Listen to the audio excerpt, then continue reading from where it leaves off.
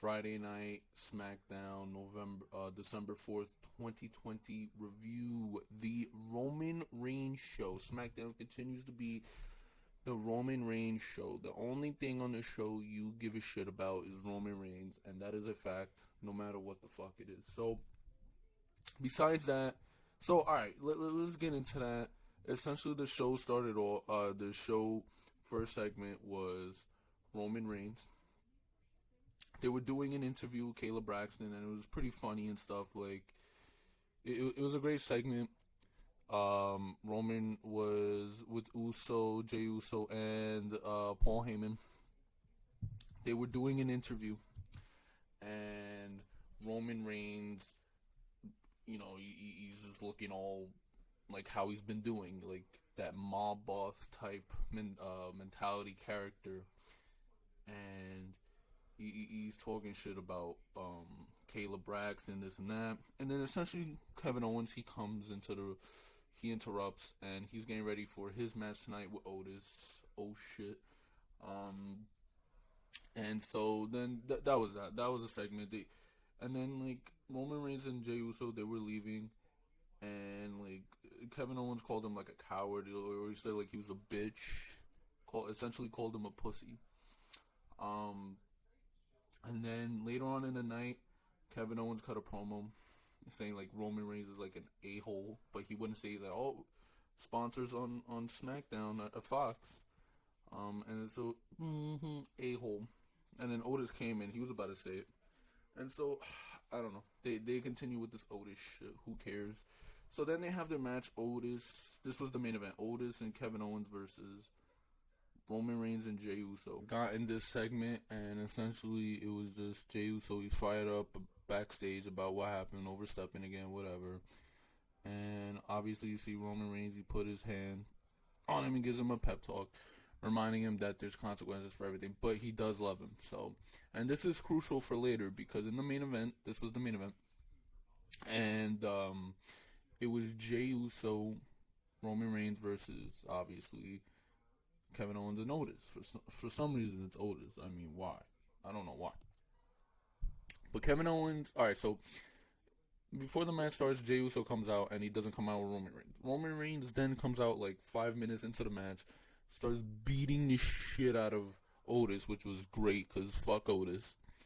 And he starts beating the shit out of everyone, pretty much. And I guess at one point, he hit someone with a chair or something, and...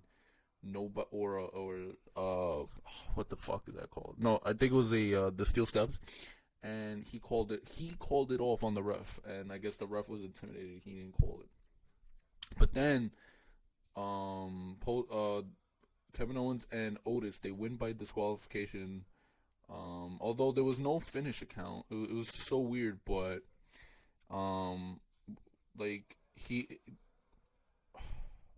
don't even know how the fuck this even happened. Like, it's so confusing, but it's essentially like Roman Reigns had his guillotine choke in, and I guess the ref counts and calls for the bell. So I guess he was not the legal man, and they counted to 5, and so his team took the L because he wouldn't let go. So he was looking like a badass.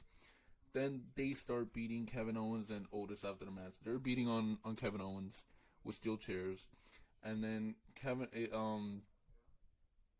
then he's like, yo, Jay, like, beat him with a steel chair or some shit, like, finish this, or whatever the fuck. And so he does, he essentially puts the steel chair on, Kevin Owens and does a frog splash. And I guess Roman Reigns, in his character, he did not fucking like that, and started beating Jey Uso with the steel chair. And so he was mocking pretty much Kevin Owens and looking over Kevin Owens and Jey Uso. And this was pretty great. This was pretty much the only shit on the show you give a fuck about. But this is great stuff. I mean, and Jey Uso is going to be with Roman Reigns next week. And because Roman Reigns is that guy that, he's the top dog. He's not, I wouldn't say manipulate. I guess he's manipulating, but you know what I mean. Like, he's just the mob boss, so whatever he says goes. So there you go. That was a segment. And the show really started off with a tribute to Pat Patterson. Essentially, the night was a tribute to Pat Patterson also, and you'll see in the later on that there was a match attributed to him. So they do everyone's out on the stage, like Sergeant Slaughter, and I think one of the Briscoes, and they do the 10 bells and that stuff. Then you had the opening segment, and then you had after that was Bayley versus Natalya. Holy shit, dude! I genuinely feel bad for Bayley. Imagine you're Bayley and you're told that you're gonna tap out to Natalya. I don't even think Bianca Belair got him. So it was Bayley versus Natalya. Bianca Belair was at ringside, and I don't even think she even did anything to Bayley, and Bayley ended up tapping out in a sharpshooter to Natalya. I mean, Jesus Christ. So honestly, Natalya buried Bayley. Imagine you're Natalya and you're told like you're going to make Bayley tap out, and you're Natalya in 2020, and you're not saying, Vince, Bruce, whoever the fuck it is, like, no one's paying to see me in 2020. Nobody gives a shit about me in 2020. I'm hated in 2020. I'm like 40 years old. Like, I'm just there to put over fucking talent. I'm legit there to put over talent. Why the fuck would you book me and you have Bianca Belair versus Bayley, and you want to make Bayley look good before she faces Bianca Belair? Before my opponent Bayley faces Bianca Belair, yeah, this is not a good idea. I'm legit. I'm boring. I'm this. I'm that. Like, nobody gives a shit, a single fuck about me in 2020. This is not, and I'm already hated. This is not a good idea. So, Natalya buried Bayley, no matter what. So she fucking made Bayley tap out in sharpshooter. We don't even need to go further. Who cares? Legit, who gives a fuck? I mean, seriously, WWE has this fetish for Natalya. It's fucking weird.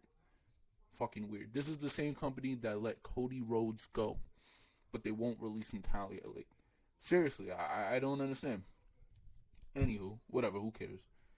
Then there's a whole memorial for Pat Patterson, and there's a whole tribute video. Then there's a title, the original Intercontinental title that Pat Patterson won, and he was the first champion. And so it was essentially Daniel Bryan, Rey Mysterio, and Big E versus they're all former IC champions, facing Dolph, Shinsuke, and Sami Zayn. Sami Zayn, obviously, the current champion. And so I made a joke on Twitter, and people got upset. It's fucking hilarious. I said, New Day got split up from Big E, only for Big E to get to be teamed with fucking Rey Mysterio and Daniel Bryan. Kofi Kingston and Xavier Woods with the meme, "Am I a joke to you?"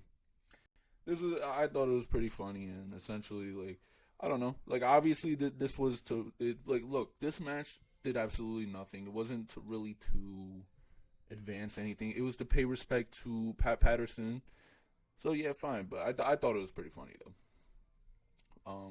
So this really did nothing. Essentially, I don't know why Sami Zayn took the fucking pin. Again, Sami Zayn took the pin after taking the pin again.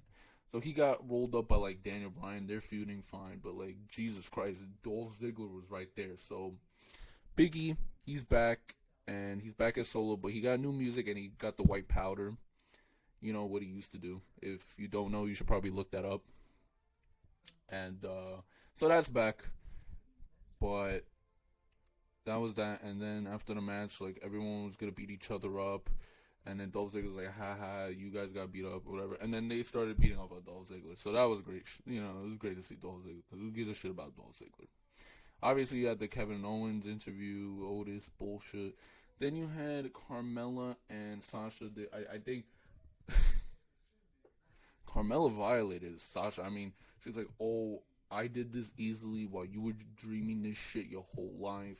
I had, in one reign, a longer title reign than you did. She was just violating. It was pretty funny, but Sasha Banks is obviously probably going to win, but I love Carmella as a heel, and I think I loved her title reign, to be honest with you. And, yeah, so there you go. Then it was Baron Corbin with Buddy Murphy. Now, Baron Corbin came out with two dudes to even out Dominic Mysterio and Rey Mysterio. And these two guys, I did not know. I thought it was, I was like, yo, is that Blake from his, Buddy Murphy and Blake? And it was true. It was Steve Cutler and Blake, the Forgotten Sons, without Riker. And they were with Baron Corbin, so it looks like maybe in the future that's what we're getting. They're going to stay with Baron Corbin. But Baron Corbin, those two guys, they distracted Buddy Murphy, and Baron Corbin got the W. He fucking did the end of days and won. Who gives a shit? It's Baron Corbin. Like, whatever. There was a backstage segment, Street Profits. They cut a promo, and then Bobby Roode interrupts, and then fucking, what's his name? Cesaro interrupts, and essentially it's probably going to be a triple threat tag match, because those are the only teams on fucking SmackDown, so who cares? And, yeah, that was it. That was the show. That was the show, guys. That was essentially the show. Obviously, you had the main event, Roman Reigns and Jey Uso. So, pretty much this was the Roman Reigns show, and mixed with a tribute to Pat Patterson. That was essentially it. I just, more Natalia bullshit, this and that. Baron Corbin again. Otis is in the main event. He's in the main event while Aleister Black's not even fucking getting TV time. How sad is that? Seriously, dude, like, alright, I don't even know anymore. You gotta stop this shit. So essentially, that was a review, guys. If you enjoyed what you saw in this video, please leave a thumbs up. Subscribe if you're new. Turn that notification on, and I'll see you guys next